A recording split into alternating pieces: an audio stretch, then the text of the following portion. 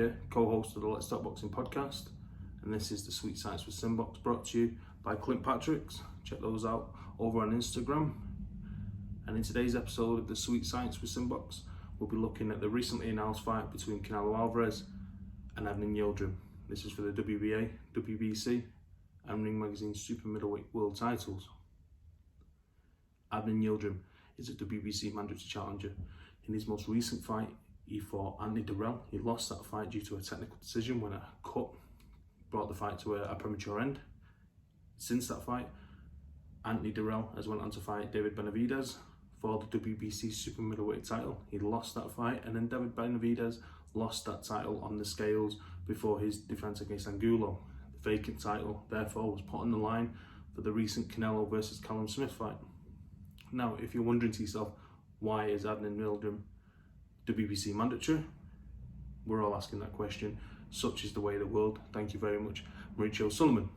But he is the mandatory challenger. This is a mandatory defence for Canelo. He's looking at fighting up to 4 times this year. So if in the meantime he needs to make this kind of defence, then so be it.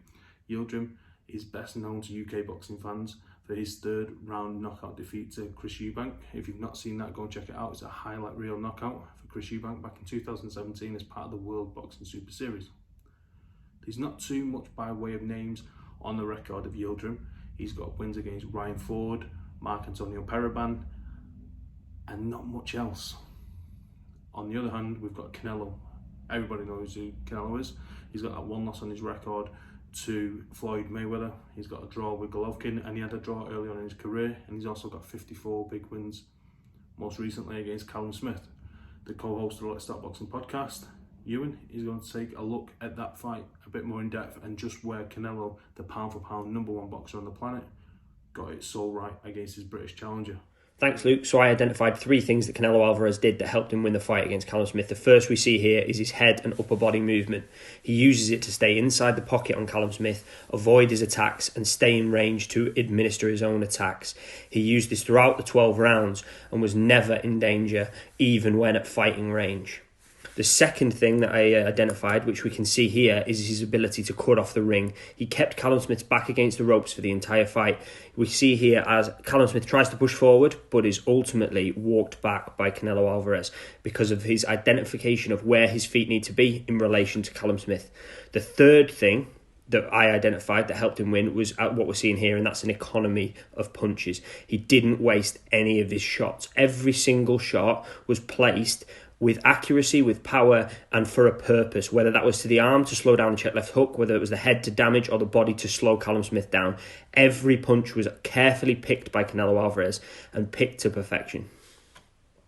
So further proof there in the way that Canelo defeated an undefeated challenger in Callum Smith so easily, given the size differentials, the reach differentials, there's a lot of physical attributes that he was giving up to Callum Smith, and he negated those to win comfortably on points.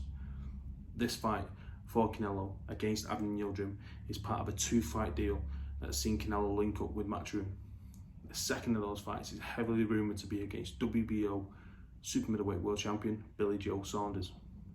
Billy Joe, of course, was close to getting a Canelo fight in May of 2020 before the current pandemic situation, and we know that Canelo wants to look to become undisputed at 168 pounds, so a fight with Billy Joe Saunders and IBF title holder Caleb Plant would seem inevitable. So hopefully we can get a situation where we've got Billy Joe Saunders, Cinco de Mayo in May, and then maybe Caleb Plant later on in the year in September. There's also the trilogy fight with Golovkin that's heavily rumoured, and that also could take place this year. And the fact that Canelo, the pound for pound #1, is looking to box 3, maybe 4 times a year is a testament to how much of a great champion he is. We wait back with bated breath, with our fingers crossed that all these fights take place. Who would you like to see Canelo fight this year? Let us know in the comments below. Subscribe to the channel, hit that notification button, follow us across social media, Twitter, Instagram, Facebook. Check out Clint Patrick's. Thanks for checking out the video. As always, take care guys.